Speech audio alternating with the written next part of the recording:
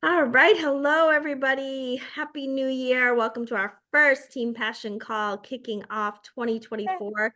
I have this annoying tickle cough. I don't know how long I'm going to last. My voice is, I'm going to try to keep it low and just kind of get this done as soon as possible. So, goal setting is like my jam. It's like my thing. It's something I absolutely love. I've been studying goal setting for years. I started with Brian Tracy 13 years ago and just love his technique. And then when I moved over to some of Chalene Johnson's trainings, she used the same method, and I was like, yes, this is amazing. I have many trainings on that method, so I'm not going to go into that. But so if you look on this channel, um, and you look up, there's probably 15 goal setting videos, and I've probably gone through it in those. So tonight I'm going to do something a little different. I was on the Growth Day seminar today for like 3.5 hours. There was a second 2.5 hour session that I haven't listened to, but something that really stuck that Brendon Burchard said today was a goal is an outcome that you have to stretch for. A goal is an ambitious outcome. So basically, he was saying, a goal is something you have to stretch for, right? Something you're thriving for. And a task is something that you do. He said, so it's not a goal for you to go to the grocery store. Unless probably, I guess a goal to go to the grocery store would be if you have one of those, if you're an agoraphobe, is that what they're called? Agoraphobe, where like you can't leave the house. Then in that concept, yes, it would be a goal to go to the grocery store, right? But he said maybe your goal is to go to the grocery store and not leave a kid there or something. Like he was just kind of joking. But it's something that you have to, stretch for. So when I've done goal setting in the past and then I've had someone send me a list, I'm like, oh no, that's your to-do list. Those aren't your goals, right? So I kind of want to really focus on that difference tonight. So let's just take first, if your goal is to hit Success Club 5 every month, okay, in your business. So say your business goal, we're going to separate health goals, business goals, financial goals, and personal goals. Okay, those are all going to be separate. But say one of your business goals is to hit Success Club 5 every month. My first recommendation is to always go higher with that. So if you truly want to hit 5, your goal is to hit Success Club 8. So you're shooting over, right? You shoot for the moon, you land on the stars, or shoot. Yeah, is that how it goes? So that concept is there with your goals. You want to, it's something you have to stretch for. It's an ambitious outcome, right? And so if you just push for 5, chances are you'll hit 2 to 3, right? And so pushing for 8, you'll fall on that 5, 6 that you truly are looking for. So that's kind of one of the first things. But when you write that goal down, my goal is to hit Success Club 5 every month, or Success Club 8. We're just going to say 8. My goal is to hit Success Club 8 every month. Then you want to write out 3 tasks that will help you get there.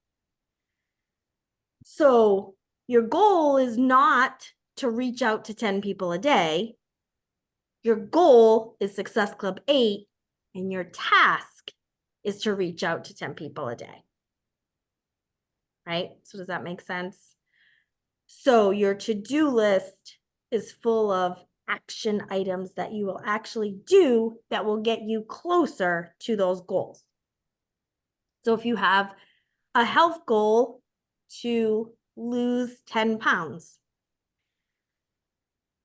your action items are follow portion fix containers, right? Or 4-week gut protocol.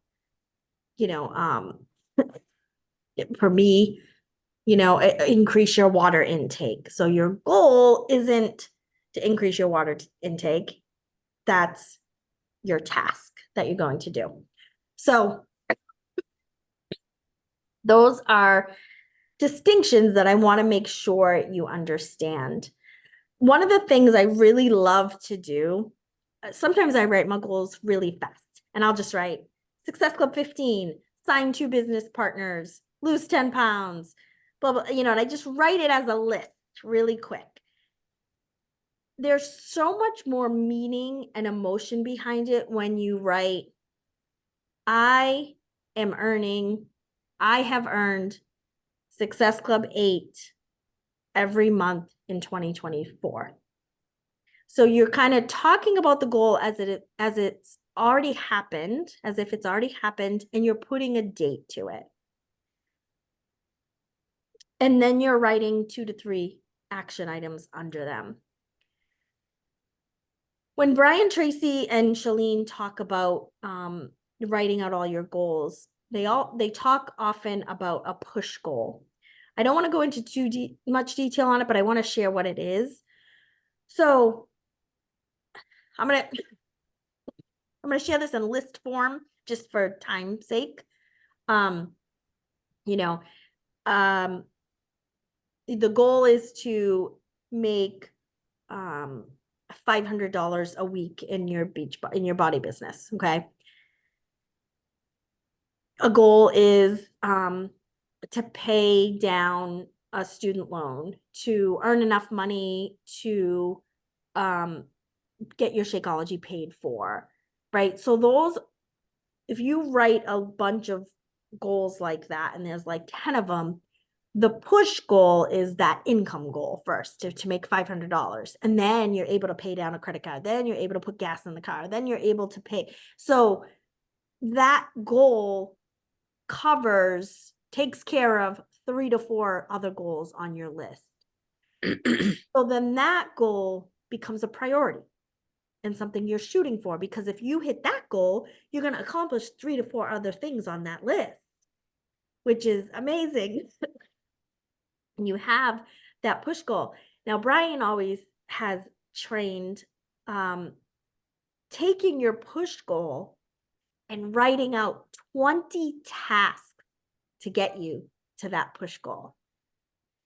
And so that is something that I recommend you do if your list looks something like that, and immediately it jumps out at you and it's like, oh my God, if I hit that, I'm going to accomplish 4 to 5 other goals on this list.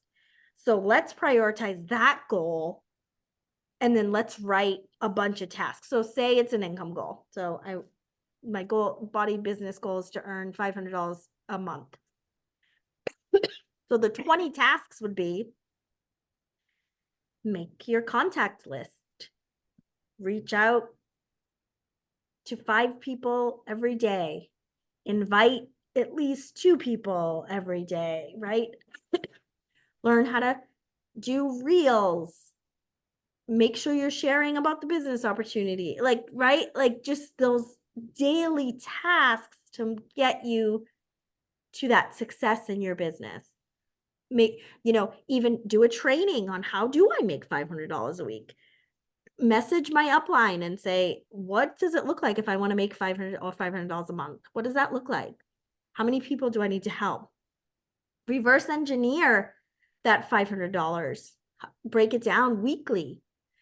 So it's these items, these 10 to 20 items that are, it doesn't have to be necessarily talk to this person, talk to that. It can be research how to make $500 a month in my body business. What is that? Like, break that down. Is that all retail, or should I be growing a team? And, and so it's really pushes you to think about how many and it doesn't have to be, it's not 20 tasks a day, it's 20 tasks, so it can take you all month to get through that list of 20 tasks, but at least it pushes you to push yourself towards that priority push goal.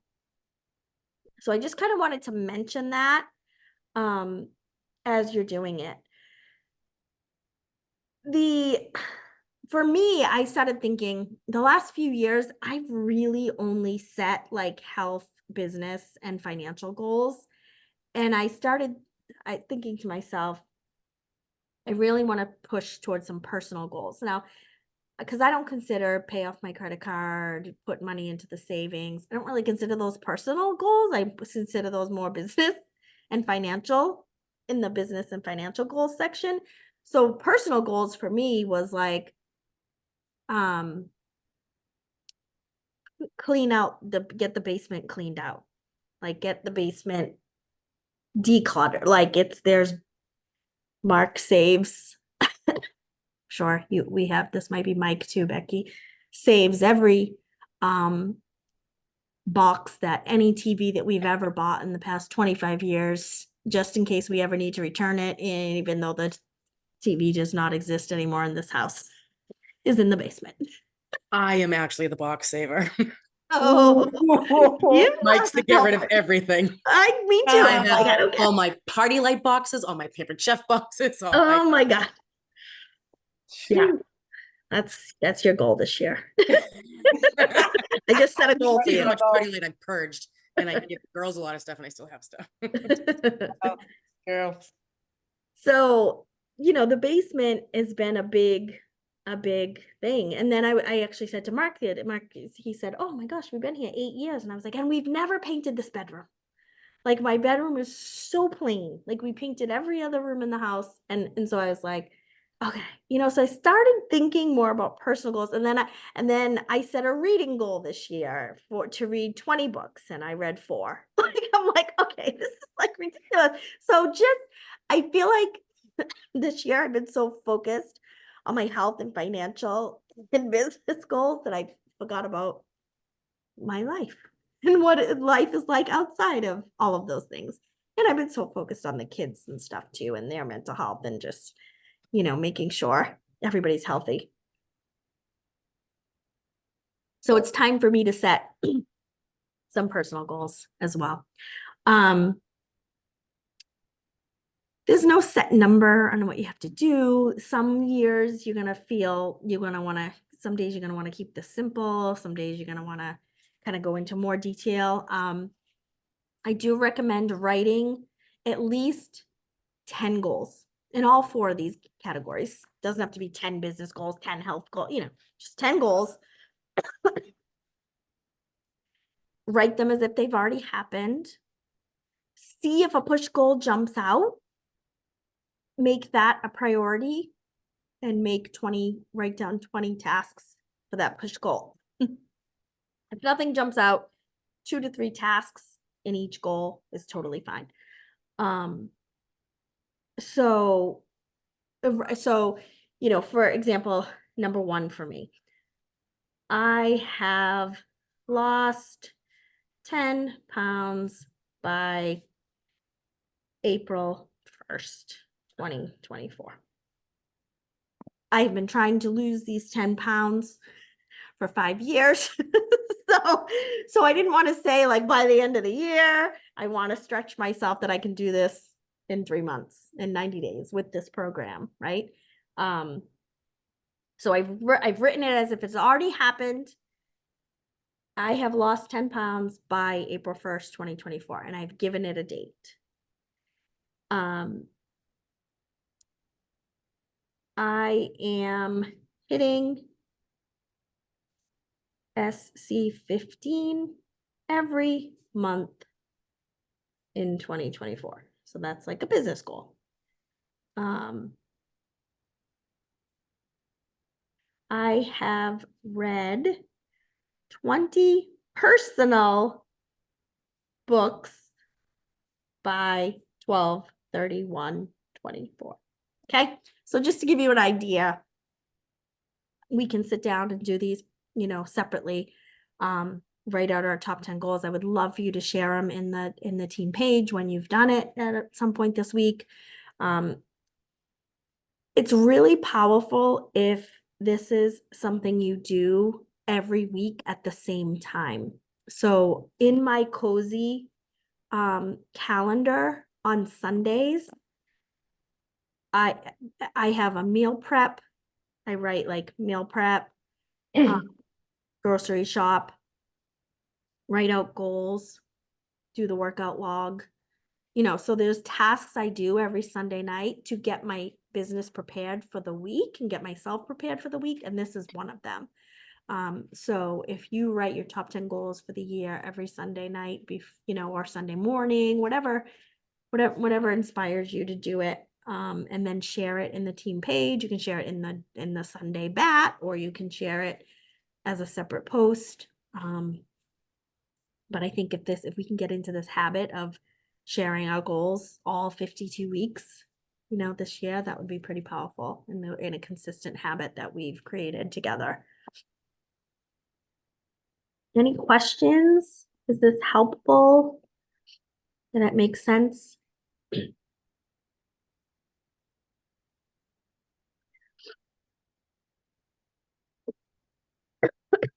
Yes, I love these. Sorry, I was just getting a share cart ready. Yes, very helpful. I started to, you said the 20 action items to the goal, and I was like, okay, I just kind of threw SC out there and started adding to it. But I think I need to go through and like list all the things I want to do first and then see what jumps out rather than think I know what it's going to be Yeah. and do that. So even though I've done this a million times. Yeah. Right. Well, and we're in different place. seasons of life. Yeah. We're in different seasons of life that each week, Brian Tracy suggests not to look back. Like, don't review this list next Sunday. Just write a new write a new goal list. And because Right. usually he says usually the first 5 or 6 stay the same, like because they're pretty powerful of what you'd like to accomplish and shoot for. But 3 or 4 may change each week just depending on what happens. Mark started doing this with me years ago, and there had been like cars in the auto body shop that didn't need to go. They were like restorations, and the people weren't in a rush to get them done, but it was bothering him because the cars were taking up space, and there were like 2 of them that he just needed to finish. And he started writing these out, and he made the time each week to spend a little bit of time on these cars that he hadn't been in the 5 years prior, so there's some power in writing these down.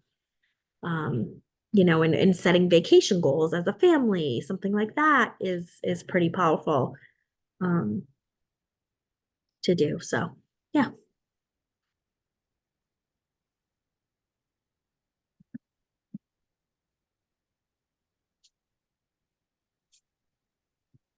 Cool.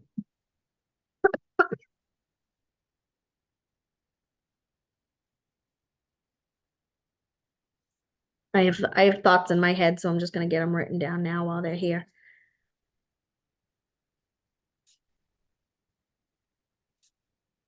And you can write more than 10.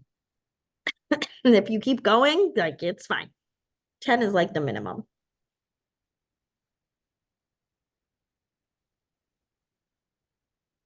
And I like to also, as I'm writing them, I like to think of some as like the first 6 months of the year and the second 6 months of the year too, because it pushes me to do things. Like if I say, I'm going to pay off my credit card by December, that's not really going to push me to do that. Like, and then the other thing that I love to do, like, so I'll take like my credit card number, what that number is, and then divide that by 52 weeks, and then be like, okay, so how much do I have to pay each week to really pay this off? And one of the big things for me is to not continuously use it as I'm paying it off. I'm like, that's like brushing your teeth and eating Oreos, right? It's like, Mark's like, I keep saying, Mark, I gotta get my credit card paid off. He's like, you have to stop using it first, because the money that you keep paying on it is not, it's just not, nothing's happening. I mean, it is happening, but yeah. And I got scammed over Christmas by an account. They pretended to be sweatshirt that Ella wanted, and it ended up being a company in Singapore that wasn't legit. So I had to lock out my credit card Ooh. last week. And then the credit card company was like, you know, it was all like Christmas week. So I literally haven't used my credit card in a week. And I'm like, oh shoot, yeah, the balance does go down when you just make payments and don't use it. How about that? So that was like a blessing in disguise. It forced me to not use the credit card.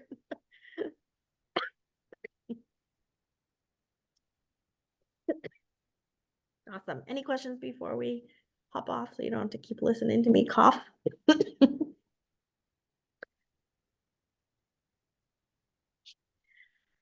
right, cool. So I look forward to seeing everybody's calls. Thank you for being patient with me. This recording is going to be annoying for some people. Sorry.